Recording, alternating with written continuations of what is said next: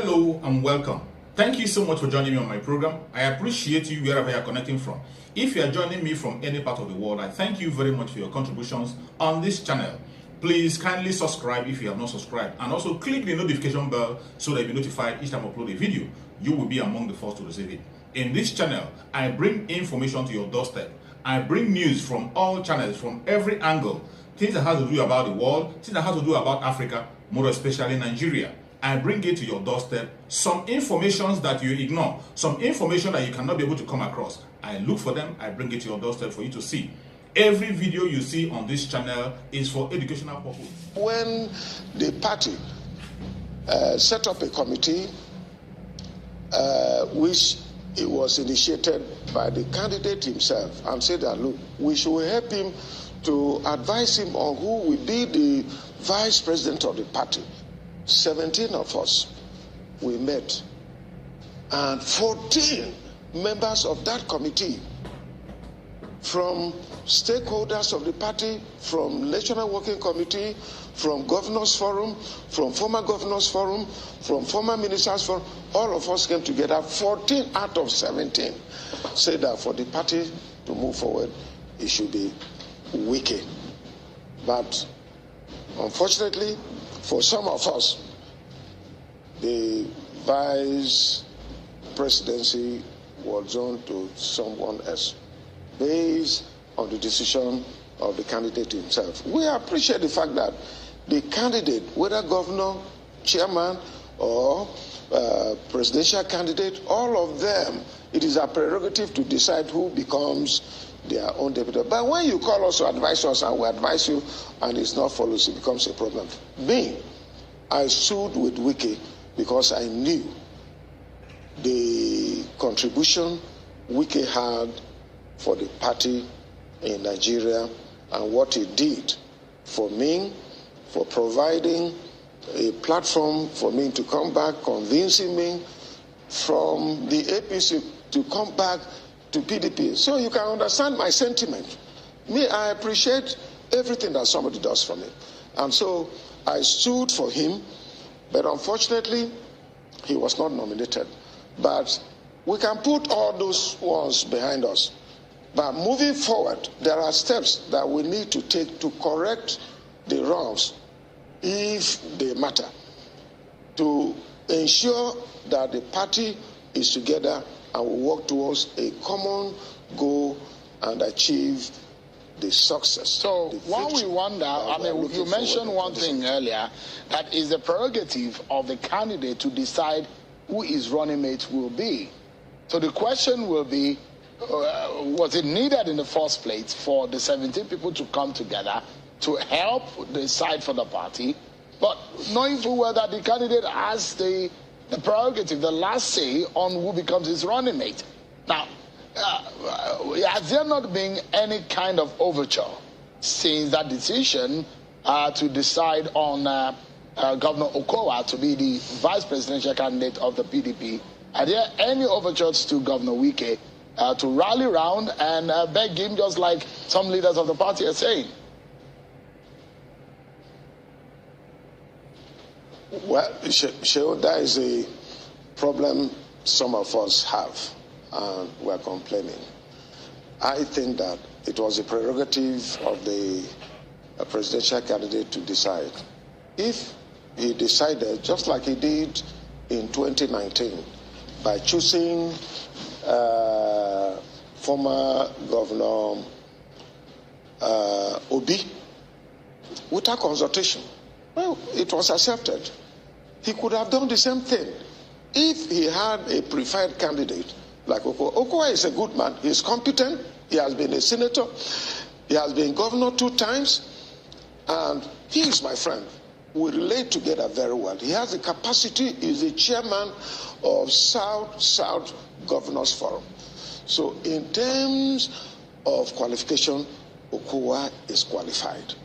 So if the candidate had chosen Okowa, that wouldn't have been a problem. It would have been accepted.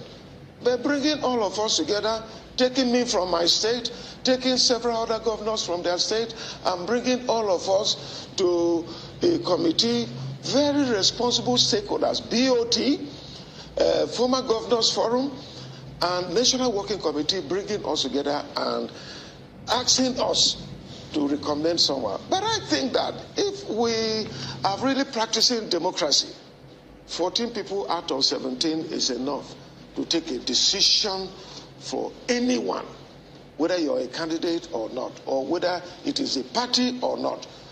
17 people out of, 14 people out of 17 people is enough to say that overwhelmingly this is what people have decided. Some of us, we are saying this because we are concerned. We want the party to win. We know the pains that Nigerians are going through. And we want the right thing to be done at all times.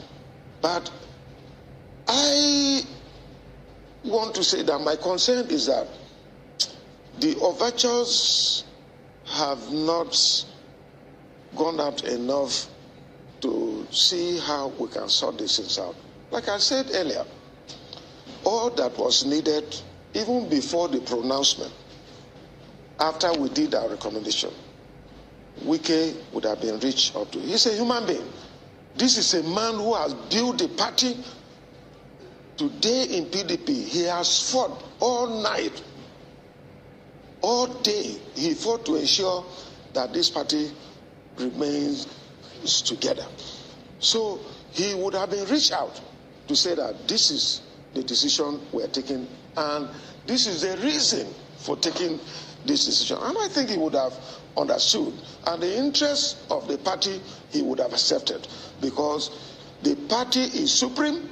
Nobody, all of us, whether we're governors or candidates or whatever we are, the decision of the party must be supreme in all party members must accept the decision, because at the end, it is party that is projecting. All right. Now, I'd like to also follow up on that. Is it true, Governor Autumn, that 3 names were presented to Mr. Atiku? Is it true? Oh, well, of course, 3 names. But in the order of preference, it was presented. Wike, Okowa number 2, and Governor Udom. All of them are qualified. But preference was that Wike, 14 members out of 17. This is the point we're making. But you heard some of the reasons why he may have he dropped Governor Wike. Do you realize some of his sentiment, or do you align with his sentiment, or do you see reason about his sentiment and perhaps the reasons that have been given for picking Governor Okowa ahead of Governor Wike or Governor Udom?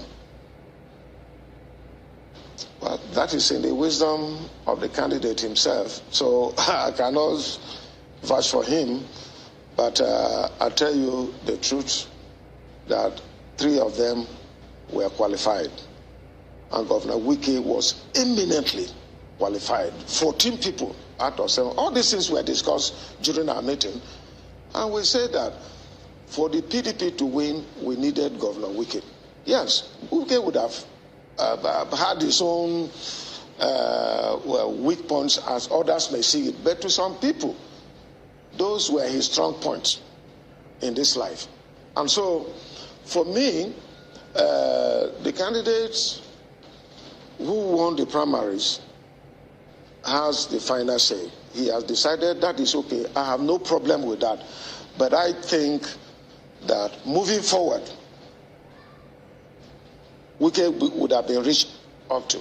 Even some of us who were supporting Wike would have been told, would have been convinced that, well, for this reason, we are deciding on this. I know that even if Wike was nominated, others will still complain. But in politics, majority will always carry the day. The minority will always have their say. The majority of the people will always have their way. That is what politics is. So, for me, post-nomination of vice president or running mate, the activities that followed is what I'm complaining. Wike would have been reached out to. I would have been reached out to, and many other people who said that it should be wicked. All right. So would have been reached out to. So does that affect your support for Atiku Abubakar in any way?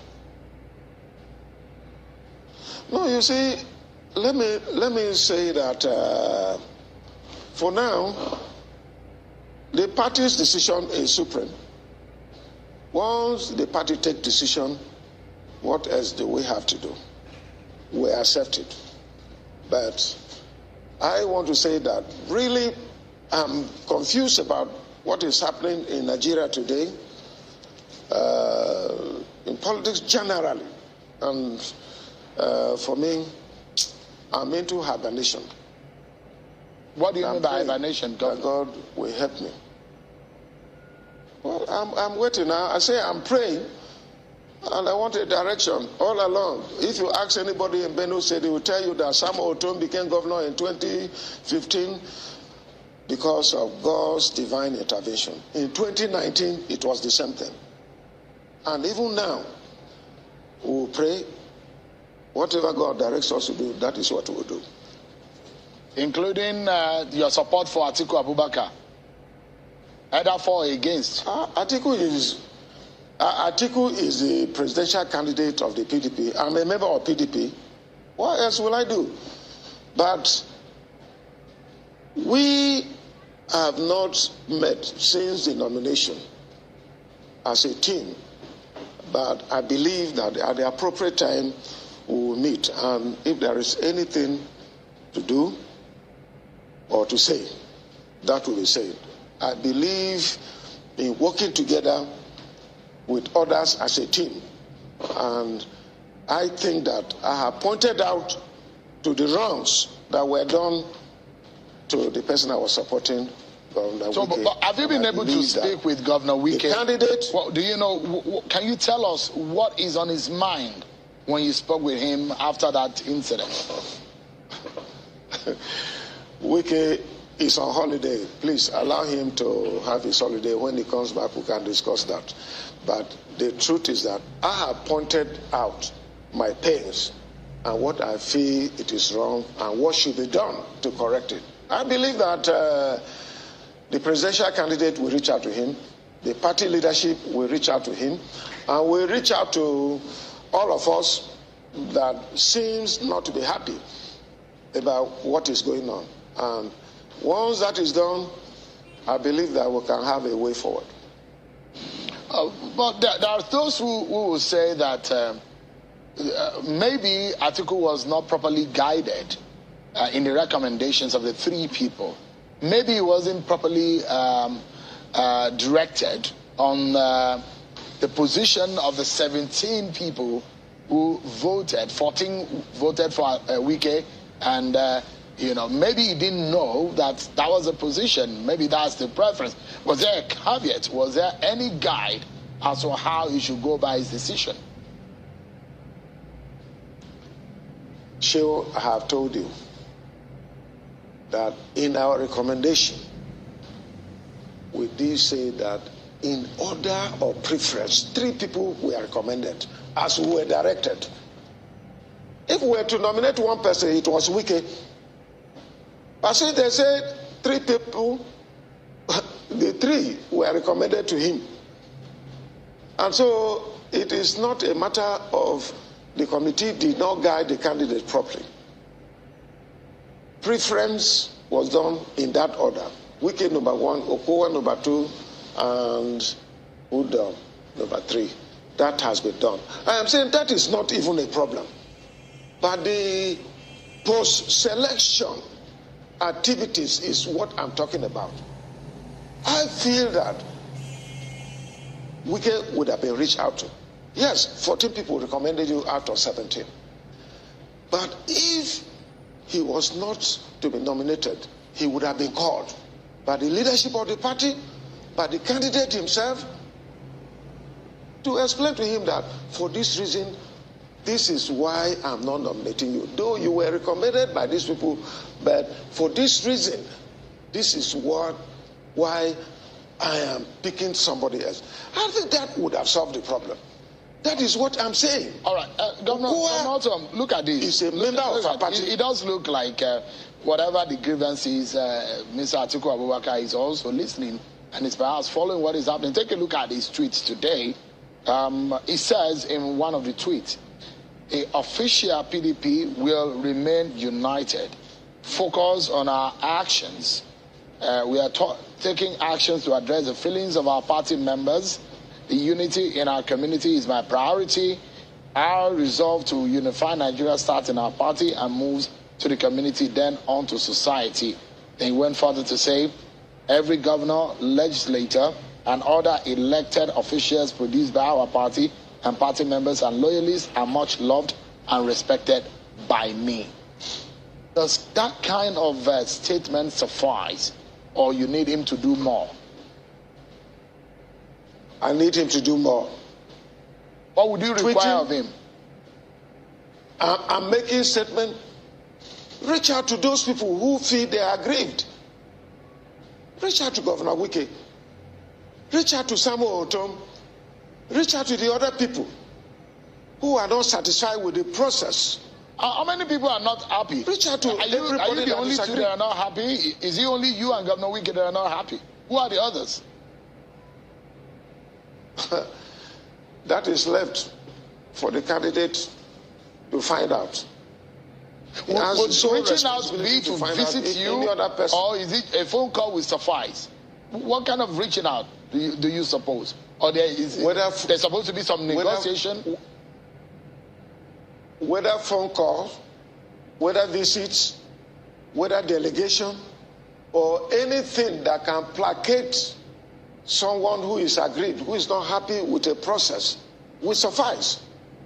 That is the point I'm making. But Governor Autumn, in all of this, do you suppose that all of this will affect the chances of your party, whatever is happening now, the show of your grievance and perhaps the manner in which things are going? Things are definitely going south for your party, and the chances of your candidate might be dimming by the day in terms of perception, and the fallout of all of this will be that the structure of your party is fumbling, and there is a lot of trouble at the base of it. I mean, are you thinking about the bigger picture? That this is not about individuals and their feelings and their emotion. This is about Nigeria, and this is about your party as an association. I want to tell you that Sheun, the party is still very, very intact, depending on what the leadership does. For now, I can assure you, because we are looking at the bigger picture. The situation in our country today requires that whatever is our personal interest, we must bury it. We must leave it behind and fight to secure the country. From where I come from, in Benue State, our people say that you first of all chase away the fox before you come back to take the remaining chicken. And that is what it is today in our country. We have a bigger problem. This one is an internal problem. And I tell you that PDP internal challenges are a family affair. This will be resolved. I believe that for some of us who are vocal and are speaking our mind, who are speaking the truth, the candidate and the leadership of the party should be able to address these grievances that we're talking about. They are genuine. And if they do that, if they placate us, why can't we work together? How can you compare the APC government that have taken us from top to bottom? And we are nowhere. We are not even at the bottom. We are going beneath the bottom. We are going beneath the earth. We are dying. Nothing is functioning in Nigeria today. And all that we need is for a new regime to take over and take us from bottom to top. That is what we are saying. So taking Nigeria from bottom to top is a larger picture. And some of us are prepared to team up with all progressive minds and people who are willing to help rescue and rebuild this country, because we cannot continue in this manner. The way we are going, if we continue and we continue to keep quiet, we are also, all of us are also going to be consumed. one day. So the concern of some of us is to ensure that we get things moving right. You talk about 2023 election. How can we continue in this manner and say that we're going to have a credible election? Look at what is happening. The APC that would have been giving us leadership, look at what they did in their primaries. They have not followed due process. They don't believe in the rule of law. They believe in lawlessness. That is why today bandits have taken over everywhere. We are just waiting for the day that we hear that bandits have taken over the presidential villa, just like they did in Afghanistan. We're just waiting for the day that bandits will come and take over government house. That's extreme. Those thoughts are extreme. Those thoughts are extreme. God forbid that kind of situation happen. But please stay with me, because God forbid. I agree with you, but I should tell you the truth. Yeah, I agree. The truth needs to be spoken. But I'm just saying that the extreme thoughts are not for television like this. You know. But stay with me, Governor Autumn. Well, that is my problem with channels television. You will always not want somebody to say the truth. And what are you doing to get it right? But if you don't want me to appear on your program, you tell me there is no need. I will always tell you the truth. Things are going bad. Nigeria is going down the drain. Nigeria is collapsing under your watch. As a television network that should be telling the truth, you don't want us to say it, then you don't invite me to your programs. That is the truth. The reason why I cannot go to the villa. I cannot go to see the president. They have stopped me. And here, that you should help me communicate with the president. You're stopping me. What do you want me to do? I'm not stopping you, Governor. What do you want me to do? I'm just saying that, there are lines that need to be told. There are rules guiding this profession. There are rules guiding. We have regulators. We have rules guiding this profession. And I'm just making you aware. And nobody is holding you back from. Have I said anything? Have I said anything that is lie? Have I said anything against government that is not true? I'm saying the truth every day, even today. My people have been killed. You want me to do what? What do you want me to? Everywhere, killings everywhere. And you don't want us to talk. No, speak. So if absolutely, you don't want us to you're probably getting it. You're getting it wrong. I'm just getting you aware. When you say that bandits may take over the presidential villa, I'm saying that's an extreme thought, which may not be a right way to Has it not happened in Afghanistan? It's happening in Afghanistan, but God forbid it happens here. Are you not? And I'm not stopping you from speaking your mind, Governor. Are you not aware that bandits have kidnapped people in Abuja? The Federal Capital Territory, bandits have kidnapped people there. Today, as I talk to you, 8 people have been killed by bandits in my own state. The other people, it was 17. The other day, it was 20. The other day, it was 25. How do you want me to feel? And you want me to come here and be praising you and praising the government of the absolutely. Nobody is saying that. Governor Autumn, don't get it wrong, please. Nobody is stopping you nobody is stopping you from expressing your emotions. And they want everybody. They have caged channels television. I used to respect you, but the way you're behaving, I'm not happy. No. That's unfair to make that kind of statement. That's unfair. But stay with me. We'll be back and talk more about this issue.